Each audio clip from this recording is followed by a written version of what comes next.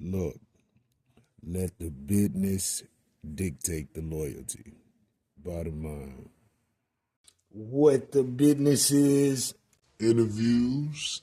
Today, we have military retired veteran slash entrepreneur Phil Donivan.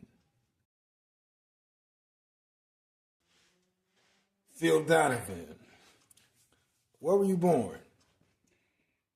I was born in Lexington, Kentucky, Fayette County. Born there, raised there. And what type of town was this around the time that you were born? So as a kid in the late '60s, or whatever, it was not knowing a lot about what really was going on in the world about civil rights and all that stuff. But we were living in the projects, and so we just knew our surrounding. We thought it was a nice area, nice city vibe, nice environment. My parents or grandparents lived in the country, and we would go to the country, then come back to Lexington, go to Nicholasville, come back to the country, and so we enjoyed Lexington quite a bit as a kid. What were some of your greatest memories as a child? Wow. So as a child, I was the oldest of four boys. So some really fond memories were things like our family reunions, our picnics, going to what we call the Fayette County Fair. Those kind of things were some of the highlights as a kids. And of course, athletics. We all four of us was involved in athletics, and our success in athletics was also exciting as well as a youth. Were you involved in any sports, extracurricular activities, any other sort? Yes, I was ran track, played football, and played a little bit of basketball. But primarily, my main sport was football, and through little league, middle school, high school, and then played in the military a few years, and 1 year at a small college out in California. But definitely football was the sport that I enjoyed, more the contact type of sport. Sounds good. So, what lured you to each sport, track, football, etc.? What lured you to each individual sport? So, of course, being a kid in the area, we weren't having brothers. We all wrestled, play, and that kind of stuff. So, as we watched sports on television, and so we thought, well, okay, we can play this particular sport. So we tried football first, obviously, and because we wrestled and played with each other. And as we watched sports on TV, and we thought that, okay, let's give this a shot. So I told my mom, I said, look, I want to try out for the Little League team. And this was probably the first time I had contact sport of football, and we made the Trojans. It was a little pee-wee team up in Castlewood Park in Lexington, Kentucky, and I made the team, and then played quarterback, played running back, and became very successful at it. And of course, basketball, all our neighborhoods had basketball goals. Everybody played baseball or basketball. Everybody played. So being left-handed, I thought, okay, I got a slight advantage, and I was a lot smaller then, a lot nimble, and so I started picking up basketball because my dad played basketball. And so track was something I never did too much, but I used the track as a way of staying in shape for the other sports. I wasn't a fast sprinter. I ran actually the 880, which is 2 laps around, and I did the long jump and I did the triple jump. So and that I used that sport as a pillar, as a springboard to keep myself in shape for my primary sport like football. And which sport did you excel the most in? I would say football was a sport that I excelled in. I got the most write-ups in football, and my brothers also played football, and they all were pretty decent as well. And so that's probably the one I excelled the most at, got the most notoriety for. Would you say you were inspired by your brothers? Yeah, as a matter of fact, my brother next to me was 6'3", 250. He was probably one of the better football players in the city, and he was all-state nose guard. So he kind of inspired me a little bit. He looked up to me, but yet he was bigger than me, and I thought he was probably a little more talented on the football field as a big guy. So that kind of inspired me a little bit. And plus, I wanted to, as a big brother, I wanted to show my little brothers that I could play, and then I want them to play, and I wanted them to really dig that. So they kind of inspired me somewhat. So you ultimately kind of inspired each other. Yeah, basically, yeah. When you think about the dynamics of our family, 4 boys, and we didn't have our dad around. So, with that said, we spend most of our time with each other's and with our community we had right there in the projects. Athletics was a big part of keeping us out of trouble. We developed friendships out of that. We learned a lot of stuff through sports. Sports is a small part of life, but we learned a lot of stuff out of sports. And we knew sports could get us places that we wouldn't be able to reach without sports. So, of course, sports was big. And we couldn't play sports without maintaining our grades. Now, my mom was always keen about, okay, if you didn't clean your room or you got a bad grade, you wouldn't get punished. You're not going to practice. You're not going to games. So she was really on top of it with us. Having her as a matriarch kind of held us together because we didn't really had our dad around. We all had to grow up pretty quickly around each other. Indeed, and most times the mom is the knitting factor to the home. So congrats to her and salute to her for that. And when it comes to the academics, which I guess you referred to, and your mom was hard on you about that, what was your earliest, I guess, memory in regards to elementary school or school before that, and how do you think that molded you in your path school-wise? So I remember kindergarten. Let's start with kindergarten first. I was having some issues because at the time, like I said, my mom was a single mom. Didn't have a dad around, and watch what they were going through, what she had went through, had some issues. I didn't do as well in the early kindergarten years because I was, always worried about my mom, what's going on or whatever. And as a kid at that time, and you see that kind of stuff, it kind of has a toll on you. It has a toll on you. As I got out of kindergarten, started going to elementary, my grades started getting better. Got familiar with and got used to having just my mom and my 2 brothers at that time until the 3rd one came. And we got kind of used to that. We found a stable environment. My mom got a really, really absolutely wonderful job at IBM. And we moved from, when she got on IBM, we had to move from the projects. Her salary was substantially a lot better. So we were not allowed to live in projects anymore. Mm-hmm. So we moved into a house and everything got real stable. When you got a stable environment like that and you got some structure, things got better. Educationally wise, my grades started getting a whole lot better.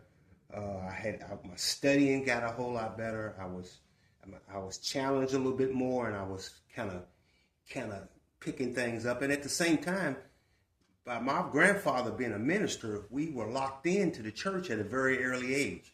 I'm talking about Sunday school, in the choir. We was at the church 2-3 days a week. So he was more of a father role. He helped us, and he helped my mom keep us in line. He would often take us to the country so we can work, so we can understand what work is all about at a young age, how to earn a few nickels back then.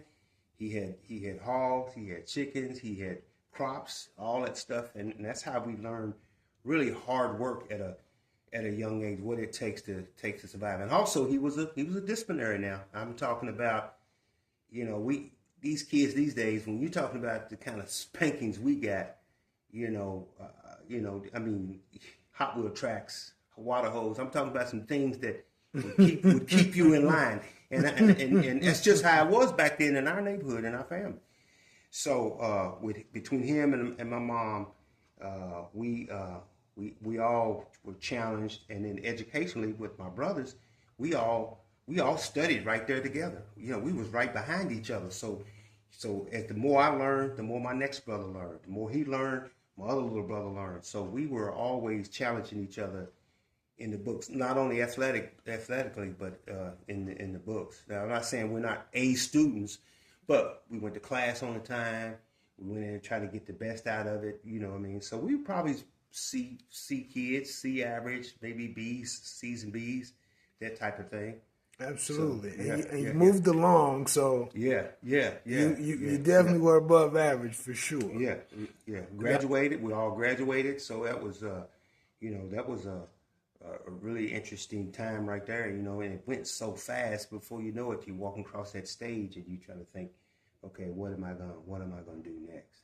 For sure. Yeah. Now, as you progress through elementary school, I guess, and they have, middle school, were you still as focused and driven in those sports, or did that drive kind of taper off when you were more into your books? How was it when you were in the grades pre-high school? Okay. What were those years like? So middle school, when we started getting into middle school, athletically, we were great. But in order for us to participate and play, we had to make certain grades that mom would have on. Now in middle school, I ended up going to 2 different middle schools. So I went to one in the 7th grade, a different one, and then I moved from Lexington to a small county, Stanford, Lincoln County, and went to another middle school down there. Coming from Lexington, shorter to a country environment. Athletically, I thought I was a lot better than those guys down there. There were some great athletes down there. Don't get me wrong, but I thought I came in and showed what I could do on the field, and ended up starting in middle school, and my grades still held on pretty well, because I thought our schools in Fayette County were a little more advanced. So I thought, I could come in and make those grades no problem. Didn't have any real issues with grades there, and athletically I started getting better and better. At football, I also made the middle school basketball team. Didn't run track, but I did play basketball and also played baseball. Okay, so as well. Didn't mean to cut you off. Okay. So the track tapered off, but you obtained the baseball. Yeah, I never even started track yet. It was in middle school. Okay. And so I picked up baseball while I was in middle school. Okay. And I only did it because I had some friends that played baseball. They said, Phil, you ought to try baseball. You ought to try baseball. I was like, we'll see. So, but I went out there and started playing, and made the team, and did pretty well in baseball. So I enjoyed it. But again, it was another sport I played because the friends I associated with, they played baseball. You played football, then you went into basketball, and then in the spring you played baseball. It just kept us busy. It was just a cycle, kept us busy. I don't know what I would sit around and do anyway. So I ended up playing baseball. And I thought athletically, you put a new sport in front of me, challenge me. I thought I could go out and do it. So you like the challenge of learning and dominating. Yeah, and I wanted to be good at it. I wanted to be good at it. And so I went out there and tried to learn. But believe me, now I was skittish at first. I was afraid of a fastball. The ball's coming at you in the head and that kind of stuff. And it took a lot for me to continue to play baseball, because I actually dropped baseball in high school. Didn't play any baseball at all in high school because of the fear of that fastball, that curveball. And my little brother, he continued to play, but I gave it up.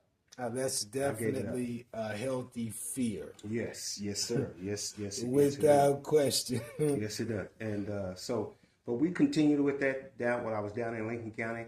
Then I ended up going to Lincoln County High School for 1 year, made their football team, made their track team, and made their basketball team my first year before I ended up moving back to Lexington again. So So it was some interesting time, but I met some different people, had some different friends down there. Like I said, it was more of a country vibe. It was laid back, but I really met some nice, cool people down there in Lincoln County, in that area.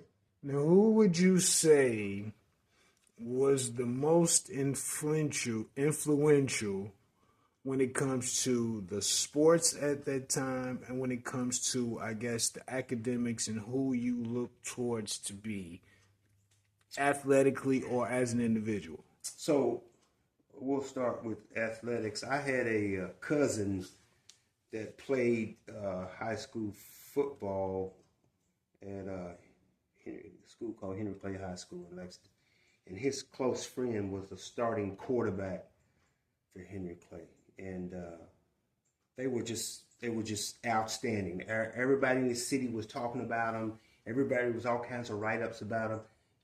And be honest with you, when you're in high school, all the girls liked them and that kind of stuff. So as a kid at that age, you want to be liked. So athletically, I said, I want to be like Jim Brown. I want to be like James Tucker. These guys were quarterbacks and they were running backs, and they was great athletes. And I looked up to them because all the girls want to be around them. You go outside, all the girls want to be around. I don't want to talk to them. So as a young boy, that's another thing that kind of stood out, that you wanted to be good. You want to be good like it. And then as far as educational wise, I had also another cousin that went to University of Kentucky, and she was in the dentistry, and she was just grade A's, all 4.0 student at UK. She did everything, and she was inspiring to me to watch her go from middle school, high school, and then go to UK, go to college. Because I thought back then, man, ain't no way I could make it into college with with my grades. Ain't no way I could have made it. But she inspired me. She helped me in a lot of ways. She actually gave me a lot of confidence academically that you can do it. She also helped me with how to study. That's the biggest thing that I didn't really have a method, a way of studying. She kind of broke it down to me. And she's gone now, but this young lady named Deborah was my cousin. She really broke it down to me and kind of helped me from a academic standpoint. And then at that point, when you're in high school and start learning that, you start understanding that some of this stuff academically you're going to need in life to help you succeed, about taxes, checking accounts, and that kind of stuff. So I started learning more and more about when I get a pay stub, how to read my pay stub and all that kind of stuff. So I didn't know all that stuff. So until she broke it down to me, some stuff that you're going to need to know, how to fill out applications. I mean, it's all kinds of stuff. And then, we had our ministry that they would talk about education. That's all they would talk about at church and stuff. They would talk about get your education. Even though you might be in sports, you're going to need that education. And then as you start hearing about kids that went on to college and really can't read their contracts or anything like, I said, man, I don't want to get caught up like that. I don't want to get caught up. So I started getting better with my grades, and academically, selling by just great. I ended up my senior year only having 3 classes. So that was wonderful. The rest of my day in school, I would spend it in the gym or something like that. So it was really, really helpful for me. My cousin mentoring me. So as we moved through middle school and you're headed to high school, what was your frame of mind at that time, going from, I guess, the 8th grade into the 9th grade, a whole new group of people? Are you still in the sports? Are you in the girls? How was your mindset going from transitioning from middle school to high school? And what are your plans, I guess, as you're starting to get older and become a young man? So, as middle school was so much fun, as I'm getting ready to go thinking about high school, it was kind of scary because I went from small country town high school back to Lexington, a big major high school, and I was a fairly shy guy when it comes to girls. Didn't talk much to the females. So how I dealt with that was through sports and my sense of humor. I probably had more of a sense of humor versus in sports to get me by my chances of being nervous when it comes around females. So I at one point I see where all the females really love hanging around the athletes and all that kind of stuff. So I said, okay, my way of getting to know some of these females would be through athletics. So I started, honing myself, learning to work out, working on my speed, all this kind of stuff, and working on different aspects of my game so I can be at least halfway decent, at least to make the track team with all the kids on the football team. I tried out for basketball, got cut in high school, but that was okay. But I ran track, played football, and that kind of propelled me through that. So as I was in high school, I really didn't have a plan for after high school. I'm telling you, I was enjoying life so much, somewhat spoiled because I was the oldest. My mom she took care of me, got my stuff for prom, let me drive her car. I mean, as an elder boy, I pretty much got spoiled. So I really didn't have a serious plan about what I was going to do after high school. Now, as things got closer, athletically, I thought, man, I get no schools, no look. I had a little offer at Georgetown just looking at me, and I thought maybe I could do that. But I started smelling myself and didn't get along with my mom. So things started happening at that age. I'm telling you, man, you thinking you're a man and all this kind of stuff. So I left home. I was in high school, went to go live with my dad. And, he was living with another woman and some more kids and stuff like that. And I was like, man, I got to try to get used to this. And I really didn't understand. And here I'm over there with him, and he's never around. So I left my mom just to go live with my dad over here with his woman and their kids. And I got over there, and he still wasn't around. So I was like, man, I was so confused, man. I was like, what in the... So, my whole thing about being a father and a dad stuff was ruined like that. I'm like, is this what it's all about? So as time come along, I was like, well, what am I going to do? Because I'm going to be graduating in 8 months and all this kind of stuff. And I didn't really have a plan. So as I got close to graduation, we started getting, all the seniors started getting calls from the military, different branches. So they were cold calling. Yeah. They was interested. All the seniors, everybody on the graduation list, they get a hold of people. I don't know how they got my number, but they was getting a hold of people trying to recruit people. And I'm like, the military. So I talked to my dad about it, and he said he didn't go to Vietnam. A lot of his friends did. He said, boy, you got to be careful. You sure that's what you want to do? And I said, nah, I'm not for sure. And then so the Army called me, and I was like, nah. I said, nah, I ain't being interested. And then a week later, the Marine Corps called me. And at that time, I was like, man, let me go see. Go ahead. So you were getting cold calls from the Army and the Marines. Air Force, Navy, all branches. So it would be safe to say that all branches were cold calls. All branches would get a hold of and contact all the seniors back then that was getting ready to graduate. So at that time, when they called, I was like, man, I don't know what I'm going to do. So I went in. I said, I just met with the recruiter. Let me just see what they're talking about. So they talking about this down a bonus, this job right here. This is how much you're going to get paid and all this kind of stuff. And I was like, oh, shit, I can probably do this. At the time, I knew the Marine Corps was tough, but I didn't know that was the hardest branch. I didn't know, you know what I mean? But being in halfway decent shape, playing football and stuff, and I said, it can't be that bad. Okay, now let me ask you this. Before you went to visit the recruiter, what were your thoughts and what was going through your mind up until that point, and what made you say, I'm going to receive the recruiter this day, this time, etc.? So when they gave me a call to set up a meeting, I just talked to my dad about it briefly. I didn't really have a lot of understanding of what I was getting myself into at all. At that time, I wasn't involved with trying to do some research or find out what's going on, even find out what the Marine Corps is about. I didn't even do none of that on my own. None of that. I just went in blindly and listening to what the recruiter told me. He was a salesman now. He sold me on the Marine Corps. I'm telling you, he told me I could walk on water when I get out of the Marine Corps. And he had me believing that. I can't remember his name, but he was one hell of a recruiter. So at the time, so I talked to my dad about it a little bit. I said, I think I'm just gonna go downtown and meet with him. He said, okay, whatever you want to do.